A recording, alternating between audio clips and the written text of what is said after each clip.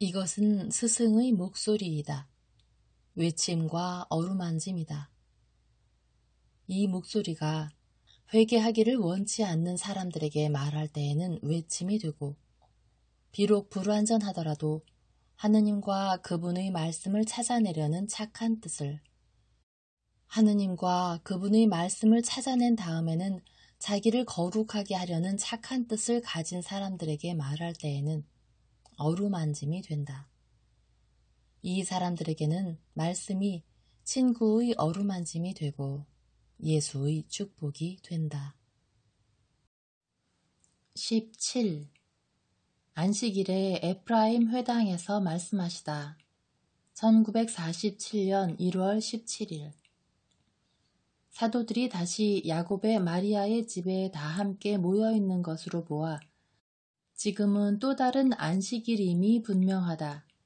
어린이들은 여전히 그들과 함께 있는데 그들은 화덕 옆 예수 곁에 있다. 바로 그렇기 때문에 가리옷의 유다가 말한다. 이렇게 일주일이 지났는데 이 애들의 친척들은 오지 않았군요. 유다가 머리를 흔들며 웃는다. 예수께서는 그에게 대답하지 않으시고 둘째 아이를 쓰다듬어 주신다.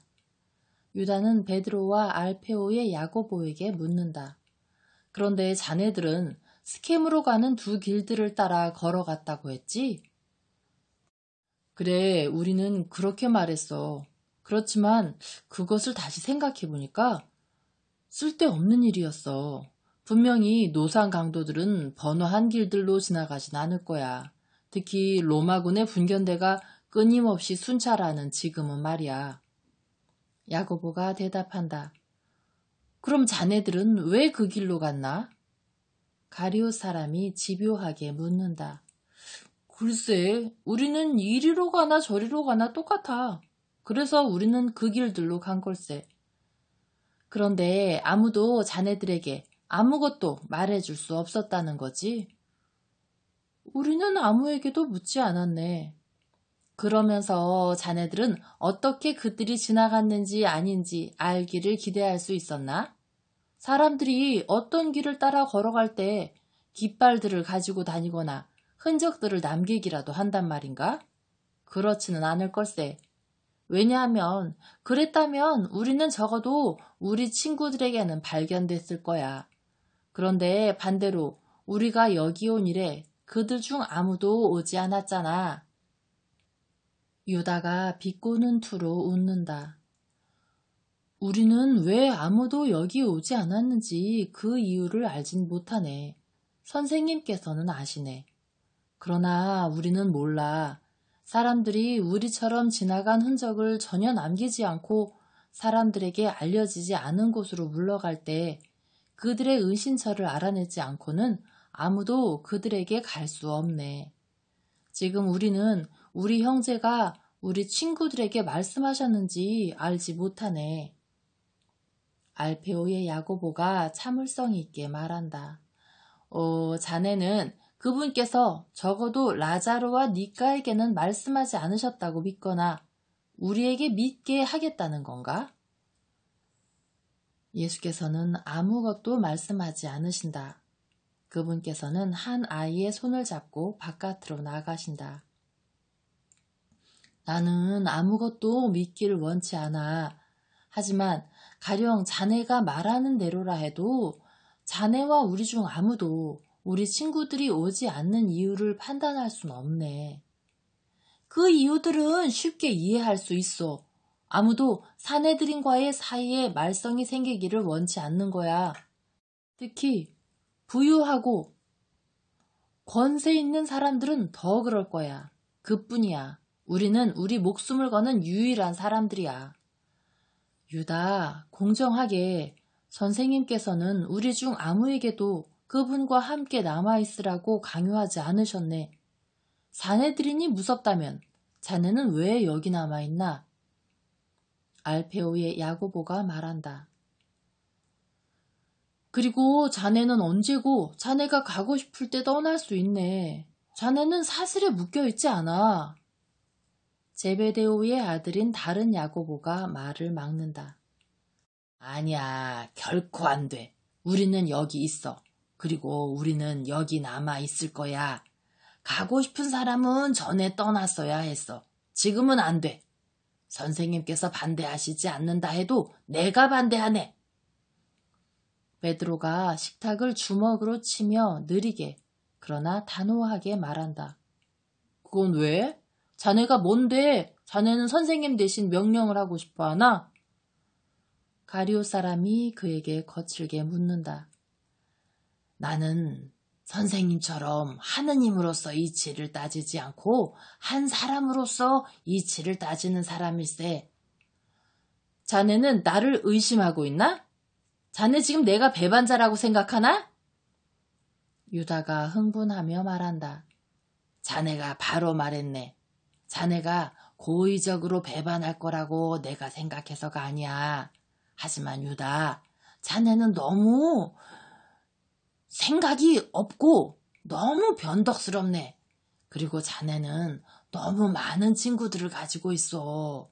또 자네는 모든 일에 있어서 두드러져 보이기를 너무 바라네. 자네는 침묵할 줄을 모를 거야. 자네는 어떤 악한 원수에게 논박하거나 자네가 사도라는 것을 보여주기 위해서라도 말을 할 거야. 그래서 자네는 여기 있고 여기 남아있을 거야. 그렇기 때문에 이렇게 해야 자네는 해를 끼치지 않고 어떤 가책도 느끼지 않게 될 거야. 하느님께서는 사람의 자유를 억제하지 않으시는데 자네는 그렇게 하고 싶은가? 그래, 나는 그렇게 하겠네. 그렇지만 결국 나에게 말하게. 자네가 비를 맞나 빵이 없나 공기가 나쁜가 사람들이 자네를 모욕하나 그 어떤 것도 아니지. 비록 집은 부유하지 않지만 견고하고 공기도 좋고 음식도 결코 떨어진 적이 없고 주민들도 자네를 존경하네.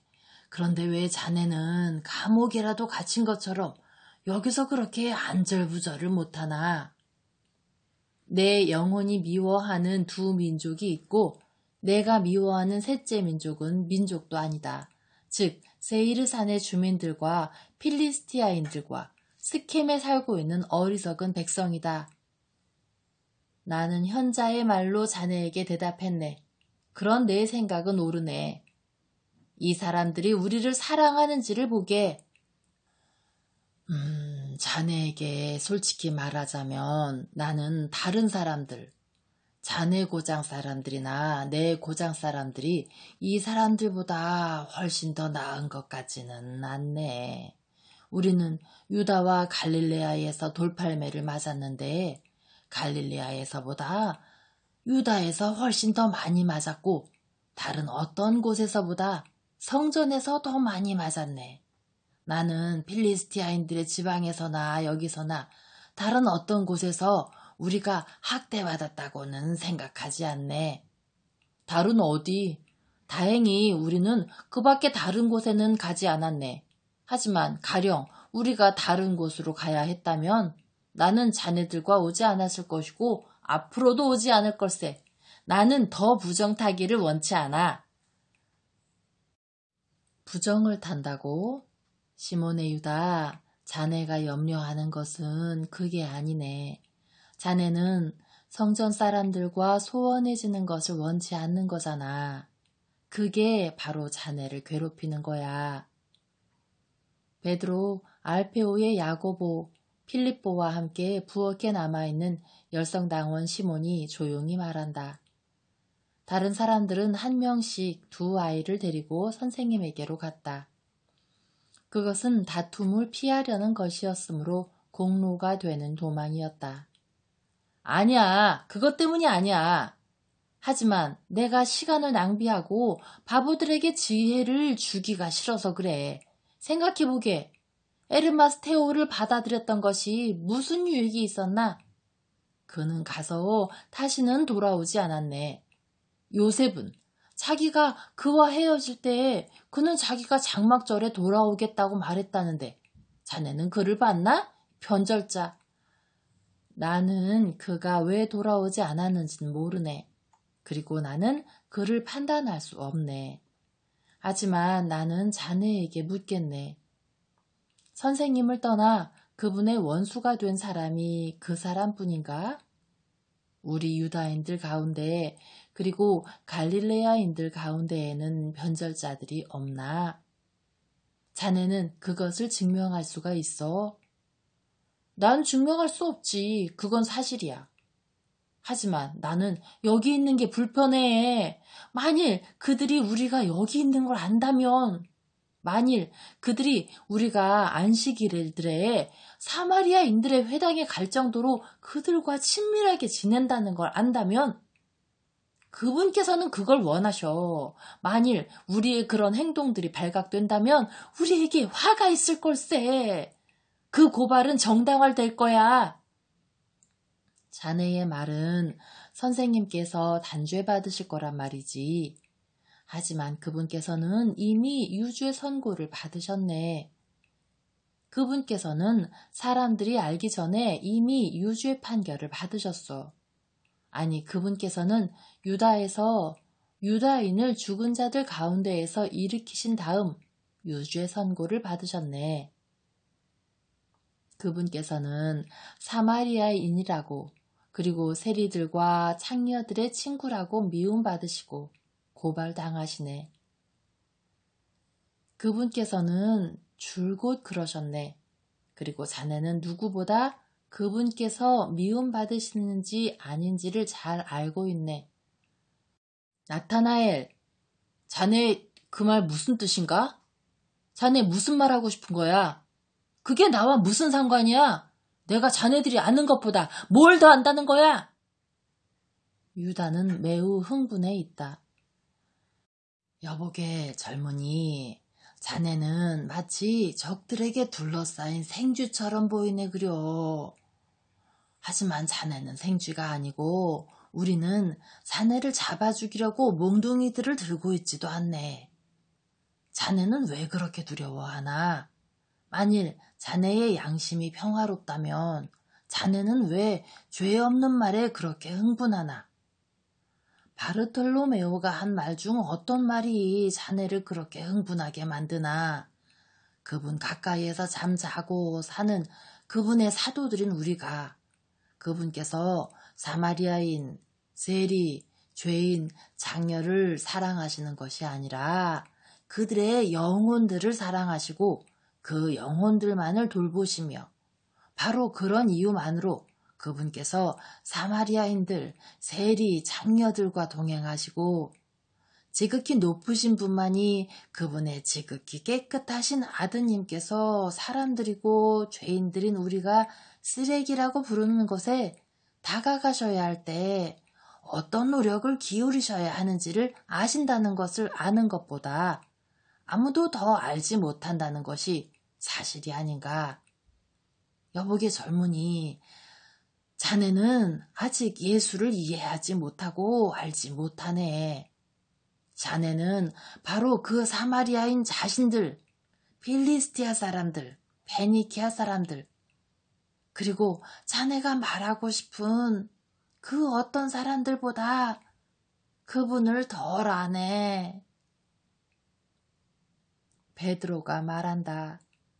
그가 마지막 말을 할 때에는 슬픔이 배어 있다. 유다는 더 이상 말하지 않고 다른 사람들도 침묵한다. 노파가 돌아와서 말한다. 길에 시내 사람들이 와 있습니다. 그들은 지금 안식일의 기도 시간인데 선생님께서 말씀하시겠다고 약속하셨다고 합니다. 할머니, 제가 가서 그분께 말씀드리겠습니다. 당신은 에프라임 사람들에게 우리가 갈 거라고 말씀하세요. 베드로가 대답하고 예수께 그것을 알려드리려고 텃밭으로 나간다. 자네는 어떻게 할 텐가? 자네도 갈 건가?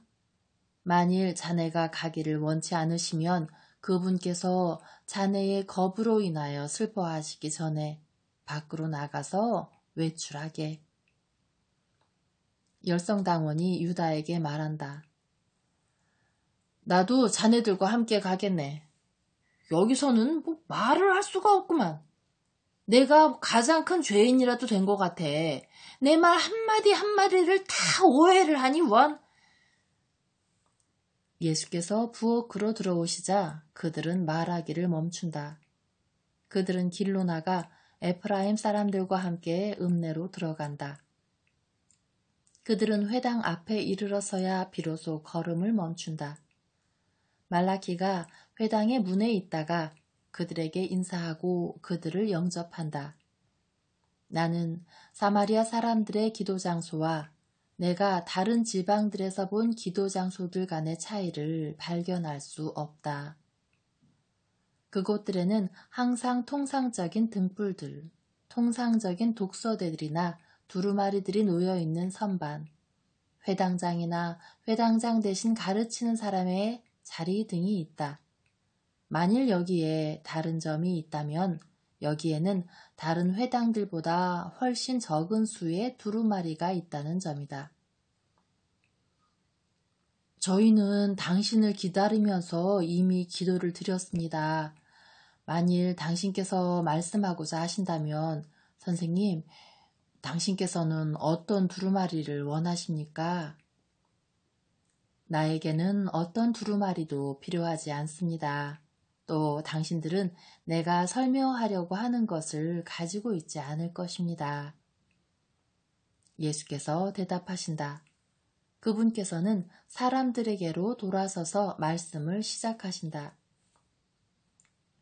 히브리인들이 그때로부터 50년 전에 파괴된 솔로몬의 성전을 재건하도록 페르시아의 왕 키루스에 의하여 그들의 고국으로 돌려보내졌을 때 제단은 그 기초 위에 다시 세워졌고 매일의 번제가 조석으로 그 제단 위에서 드려졌으며 매달 초하룻날의 특별 번제와 주님께 신성한 명절들의 특별 번제와 개인들에 의하여 자발적으로 봉헌된 번제들이 드려졌습니다.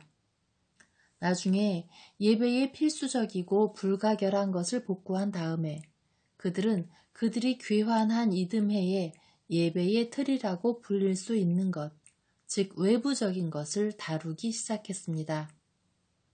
그것은 영원하신 아버지를 공경하기 위하여 행해진 것이기 때문에 죄가 아니었습니다. 그러나 그것은 불가결한 것은 아니었습니다. 왜냐하면 하느님께 드려지는 예배는 하느님에 대한 사랑인데 사랑은 사람의 마음 속에서 감지되고 드려지는 것이지 다듬어진 돌, 값진 나무들, 금과 향을 통해서만 하는 것은 아니기 때문입니다. 그 모든 것은 주님을 공경하기보다는 자기들의 나라나 자기들의 고장의 자긍심을 만족시키는 것을 더 겨냥하고 있었기 때문입니다. 하느님께서는 영의 성전을 원하십니다. 그분께서는 사랑으로 가득한 영혼들이 없는 벽들과 대리석들의 성전에 만족하지 않으십니다. 내가 여러분에게 분명히 말하는데 깨끗하고 다정한 마음의 성전만이 하느님께서 사랑하시고 그분께서 그분의 빛과 함께 그 안에 거하시는 유일한 성전입니다.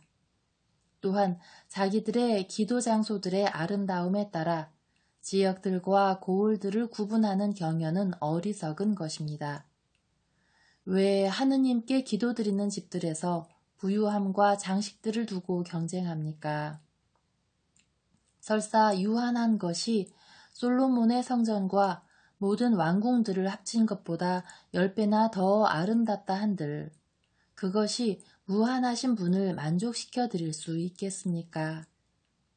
하느님께서는 어떤 공간이나 어떤 물질적인 화려함 속에도 포함되실 수 없고 그 안에서 공경받으실 수 없는 무한하신 분이시기에 그분께서는 그분께 걸맞고 그분을 공경하기에 합당한 유일한 장소를 아십니다. 그분께서는 사람의 마음 속에 계실 수 있습니다.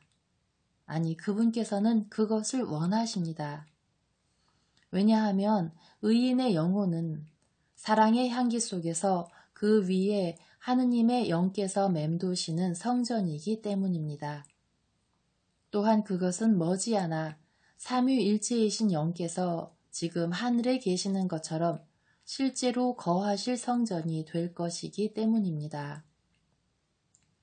석공들이 성전의 기초를 놓자마자 사제들이 다윗의 칙령에 따라 예복을 입고 나팔들을 가지고 오고 레위인들은 심벌들을 가지고 왔습니다.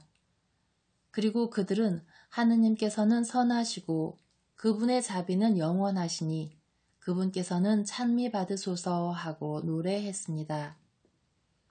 그러자 백성들은 환호했습니다. 그러나 많은 사제들과 족장들과 레위인들과 원로들은 과거의 성전을 생각하며 하염없이 눈물 흘렸습니다. 그렇게 하여 사람들의 울음소리와 기쁨의 함성이 섞여 있어 그것들을 구별할 수 없었다고 기록되어 있습니다. 또한 우리는 인접한 지역들의 백성들이 자기들도 이스라엘의 하느님, 유일하신 참 하느님을 추구했기에 그들이 성전을 짓도록 예물을 드리겠다고 제안했는데도 그것들을 받기를 거절한 성전 건축자들에게 복수하기 위하여 그들을 방해했다는 것도 읽습니다. 그런 방해들로 인하여 하느님께서 공사를 재개하기를 원하실 때까지 공사가 중단되었습니다. 이것은 에스라기에 기록되어 있는 것입니다. 내가 말한 대목이 얼마나 많은 교훈들 그리고 어떠한 교훈들을 우리에게 줍니까? 우선 예배가 사람의 마음으로 감지되어야 하고 돌들이나 나무 또는 옷과 심벌즈와 영혼이 없는 노래로 표현되지 않아야 할 필요성에 대해서는 이미 언급된 교훈이 있습니다. 또한 비록 좋은 목적이 포함되어 있다 하더라도 상호 간의 사랑이 없는 것은 항상 지연과 혼란의 원인이 된다는 교훈도 있습니다. 하느님께서는 사랑이 없는 곳에 계시지 않습니다. 우리가 그분을 만날 수 있는 적절한 상황에 우리 자신들을 두지 않는 한 하느님을 찾아도 소용없습니다. 하느님께서는 사랑 안에서 발견되십니다. 사랑 안에서 정주하는 사람이나 사람들은 힘들게 찾을 필요도 없이 그분을 찾아냅니다. 그리고 하느님을 모시고 있는 사람은 그의 모든 일들에 있어 성공합니다. 성전과 성곽들의 재건에 수반되었던 고통스러운 사건들에 대한 묵상 후에 한 현인의 마음에서 솟구친 시편에 이렇게 기록되어 있습니다. 주님께서 집을 짓지 않으신다면 집 짓는 사람들의 수고가 헛되다. 주님께서 도시를 지켜주시고 보호해 주시지 않으신다면 파수꾼들의 수고도 헛되다. 그런데 만일 하느님께서 그 주민들이 그들의 이웃들을 사랑하지 않기 때문에 그들의 마음속에 그분을 가지고 있지 않다는 것을 아신다면 어떻게 그분께서 그 집을 지어주실 수 있겠습니까? 그리고 만일 그들의 자신들의 이웃들에 대한 증오로 인하여 그들이 그분을 모시고 있지 않아서 그분께서 그들 안에 계실 수 없다면 어떻게 그분께서 그 도시를 보호해 주시고 그것을 방어하는 사람들에게 힘을 주실 수 있겠습니까? 민족들이여, 증오의 장벽들로 갈라져 있는 것이 여러분에게 도움이 되었습니까? 그것이 여러분을 더 위대하게 만들었습니까? 더 부유하게 만들었습니까? 더 행복하게 만들었습니까? 증오도 원한도 어떤 유익도 없고 혼자인 사람은 결코 강하지 못하고 사랑하지 않는 사람은 결코 사랑받지 못합니다. 또한 시편에서 말하는 것처럼 위대하고 부유하고 행복하게 되려고 해 뜨기 전에 일어나는 것은 아무 소용이 없습니다. 모든 사람은 삶의 고통들 속에서 자신을 위로하기 위하여 쉬어야 합니다. 왜냐하면 빛과 사람이 누리는 다른 모든 것들이 하느님의 선물인 것처럼 잠은 그분의 선물이기 때문입니다.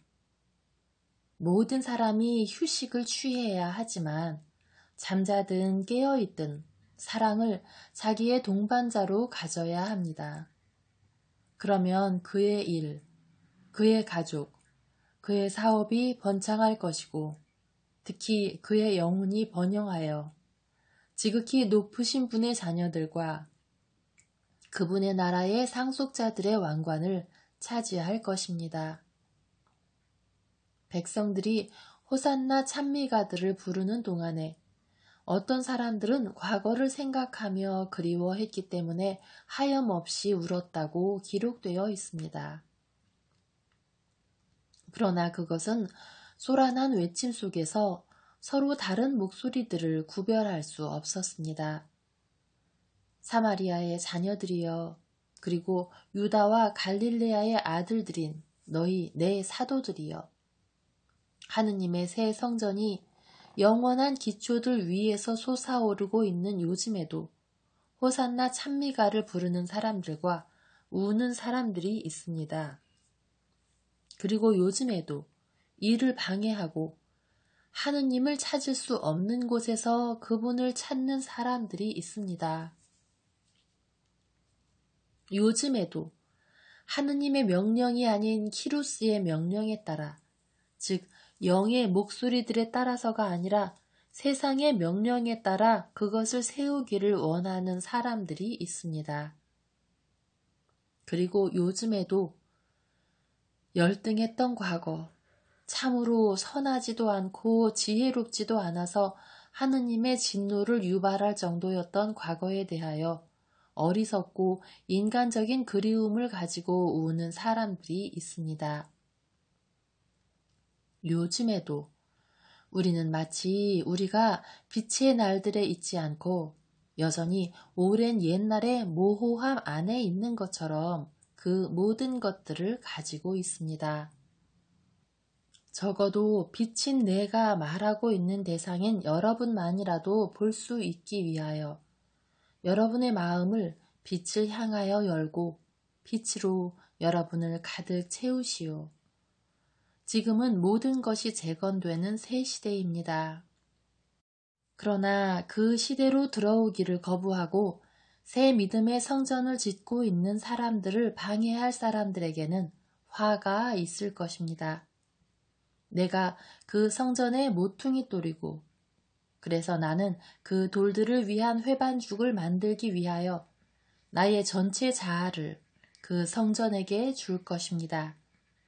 그리하여 그 건물은 거룩하고 강하게 우뚝 서서 시대를 통하여 경탄할 만하게 되고 그 빛으로 가득 채워질 지구만큼 넓게 되게 할 것입니다. 나는 그림자라고 말하지 않고 빛이라고 말합니다. 왜냐하면 내 성전은 불투명한 물질들이 아닌 영혼들로 만들어질 것이기 때문입니다. 나는 나의 영원한 영과 함께 그 돌이 될 것이고 내 말과 새 믿음을 따르는 모든 사람들도 그 성전을 위한 무형의 빛나는 거룩한 돌일 것입니다.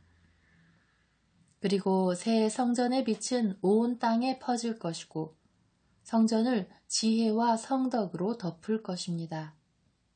그리고 그 성전의 바깥에는 불순한 눈물을 흘리고 과거를 그리워할 사람들만이 남게 될 것입니다. 왜냐하면 과거는 그들에게 전적으로 인간적인 이익과 명예의 근원이었기 때문입니다. 사마리아인 여러분, 새 시대와 새 성전을 향하여 마음을 여시오. 모든 것이 그 안에서 새로워지고 그래서 과거의 생각과 영의 구별들과 경계들은 더 이상 존재하지 않습니다. 여러분은 이스라엘의 다른 사람들에게 유배자들, 나병 환자들로 취급되는 것이 행복합니까? 여러분은 여러분이 하느님의 품에서 거부된 사람들처럼 느껴지는 것에 대하여 환호합니까? 왜냐하면 그것은 여러분이 느끼는 것, 여러분의 영혼들, 여러분의 육체 안에 갇혀 있고 다른 사람들에게 우리는 실수했습니다. 그러나 길 잃은 양들처럼 양 우리로 돌아옵니다 하고 말하기를 거부하는 여러분의 오만한 생각의 통제 아래 있는 여러분의 불쌍한 영혼들이 느끼는 것이기 때문입니다. 여러분은 그것을 다른 사람들에게 말하기를 원치 않는데 그것도 나쁜 것입니다. 적어도 하느님께는 그렇게 말씀드리시오. 설사 여러분이 여러분의 영혼들의 부르짖음을 억누른다 해도 하느님께서는 보편적이시고 지극히 거룩하신 아버지의 집에서 유배당하여 불행한 여러분의 영혼의 탄식을 들으십니다. 계속되는 시편의 말씀을 들으시오. 여러분은 시대들을 통하여 높은 도성, 참 예루살렘, 천상의 예루살렘을 향하여 가고 있는 순례자들입니다. 그곳으로부터, 즉 하늘로부터 여러분의 영혼들은 육체에 생명을 주기 위하여 내려왔기에 그것들은 그곳으로 돌아가기 위하여 탄식합니다. 여러분은 왜 여러분의 영혼들을 희생하고 그들이 나라를 상속하지 못하게 하기를 원합니까? 만일 그 영혼들이 사마리아에서 잉태된 육체들 안으로 내려왔다면 그들의 잘못은 무엇입니까? 그들은 오직 유일하신 아버지에게서 옵니다. 그들은 유다와 갈릴레아, 페니키아와 데카폴리스의 영혼들이 가진 것과 똑같은 창조주를 가지고 있습니다. 하느님께서는 모든 영들의 목적이십니다. 모든 영은 하느님을 지향합니다. 서로 모든 종류의 우상 숭배나 해로운 이단들이나 분열주의들이나 신앙의 결핍이 그것을 참 하느님에 대한 무지 안에 가두어 둔다 해도 만일 그 영혼이 진리에 대한 지워지지 않는 배아적인 기억을 가지고 있지 않고 그래서 그 진리를 갈망하지 않았다면 하느님에 대한 그의 무지는 절대적일 것입니다. 오, 그 기억과 갈망을 더 크게 자라게 하시오. 여러분의 영혼들의 문을 여시오. 빛이 들어가게 하시오. 생명이 들어가게 하시오. 진리가 들어가게 하시오. 길이 열리게 하시오. 모든 것이 햇살처럼 춘분과 추분의 파도들과 바람들처럼 밝고 활기차게 솟구쳐 나오게 하여 나무가 그 배아로부터 자라나 위로 올라가 그것의 주님께 점점 더 가까이 가게 하시오. 여러분의 귀양살이에서 나오시오. 나와 함께 노래하시오. 주님께서 포로들을 고향으로 돌아오게 하실 때 그들의 영혼들은 기쁨으로 꿈꾸는 것 같다. 우리의 입은 미소로 가득하고 우리의 양 입술들에는 노래로 가득하다. 우리는 지금 말하리라. 주님께서 우리를 위하여 놀라운 일들을 해주셨다. 그렇습니다. 주님께서는 여러분을 위하여 큰 일을 해주셨고 그래서 여러분은 기쁨이 흘러 넘칠 것입니다. 오, 나의 아버지, 저는 제가 모든 사람을 위하여 기도하듯이 이들을 위해서도 당신께 기도합니다. 오 주님, 우리의 이 갇힌 사람들을 집으로 돌아오게 해주십시오. 왜냐하면 당신에게 그리고 저에게 그들은 완고한 오류의 사슬에 묶여있는 죄수들이기 때문입니다. 오 아버지, 이들을 큰 강으로 흘러들어가는 급류처럼 당신의 자비와 평화의 대해로 이끌어 주십시오. 제 종들과 저는 눈물 흘리며 이들에게 당신의 진리를 씨뿌리고 있습니다. 아버지, 큰 추수 때 당신의 진리를 가르치는 당신의 종들인 저희가 지금은 검은 딸기나무와 독초만이 흩어져 있는 것처럼 보이는 이 밭고랑들에서 당신의 곡식 창고들에 들어갈 정선된 곡식을 기쁨으로 거둘 수 있게 해주십시오. 아버지, 아버지, 저희의 피로 눈물, 고통, 수고와 씨 뿌리는 데 있어 저희의 동반자들이었고 앞으로도 그러할 저희의 동료들을 통하여 저희가 당신의 영광을 위하여 정의와 진리로 다시 태어난 영혼들을 곡식단들처럼 들고 당신께로 갈 수 있게 해주십시오. 아멘. 참으로 인상적인 절대적인 침묵이 회당과 그 앞에 있는 광장을 꽉 채운 대단히 많은 군중 속에서 흐르다가 조심스러운 속삭임이 되더니 점점 더 커져서 중얼거림이 되었다가 한 외침이 들리고 호산나로 발전한다. 사람들은 손짓을 하며 자신들의 감상을 말하고 환호한다. 여기서는 성전에서의 연설들의 결말과 얼마나 다른가. 말라키가 모든 사람을 대표하여 말한다. 당신만이 아무도 모욕하지 않고 굴욕감을 주지 않고 그렇게 진실을 말씀하실 수 있습니다. 당신께서는 정말로 하느님의 거룩한 분이십니다. 저희의 평화를 위하여 기도해 주십시오. 저희는 시대들을 통하여 믿음과 길고 긴 모욕으로 냉혹하게 되었습니다. 그래서 저희는 저희의 딱딱한 껍질을 깨뜨려야 합니다. 저희를 참아주십시오. 나는 그보다 훨씬 더한 것을 주겠습니다. 나는 여러분을 사랑하겠습니다. 착한 뜻을 가지시오. 그러면 껍질은 저절로 깨질 것입니다. 빛이 여러분에게 오기 바랍니다. 그분께서 군중 사이로 길을 내시고 나가시자 사도들이 그분을 뒤따른다.